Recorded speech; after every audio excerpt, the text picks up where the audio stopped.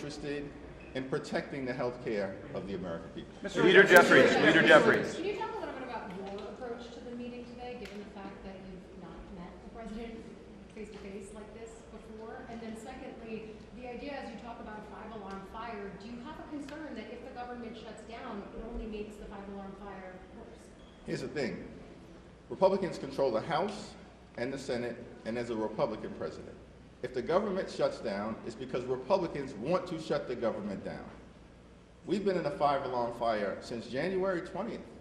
Mass firings have occurred since January 20th. They've triggered an environment where costs are going up, not down, despite their promise to change that dynamic.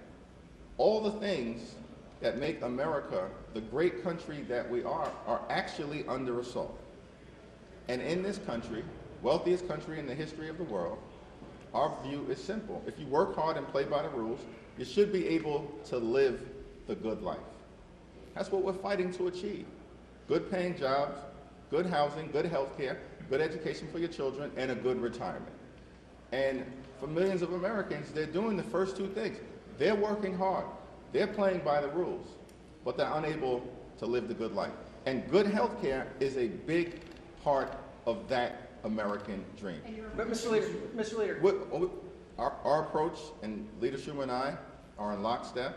House Democrats, Senate Democrats are in lockstep. We're heading into the meeting to have a good faith negotiation about landing the plane in a way that avoids a government shutdown, but does not continue the Republican assault on the health care of the American people. Leader Jeffries. Leader Jeffries. Why not allow the typical appropriations process? I mean, what are Republicans going to get out of this if it's just 7 weeks of funding for a whole host of demands? In terms of the typical appropriations process, what House Republicans have done is to continue the Republican assault on health care. A $1 billion plus cut that House Republicans are proposing with respect to the Centers for Disease Control. About a $450 million cut to the National Institute of Health.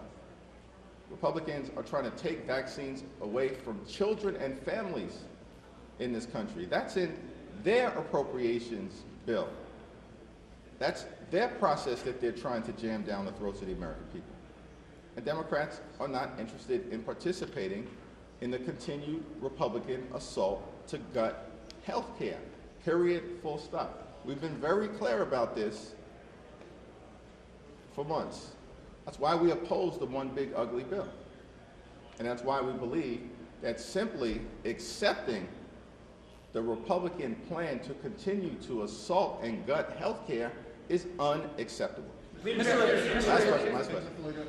Republicans have co-opted a lot of your criticisms of them in the past as far as cutting off Head Start. They say that you're the ones that are trying to take food out of the mouths of women, low-income people, infants.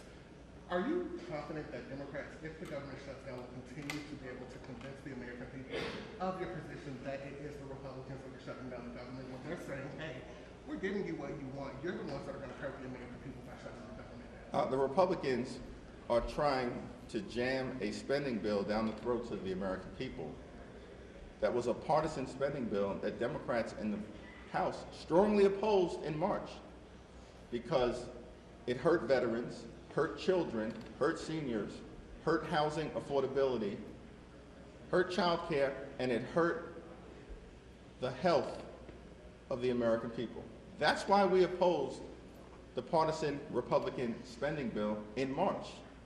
If the Republicans were interested in finding bipartisan common ground around a spending bill, then the baseline should actually be the bill that had strong bipartisan support in December, signed into law by President Joe Biden.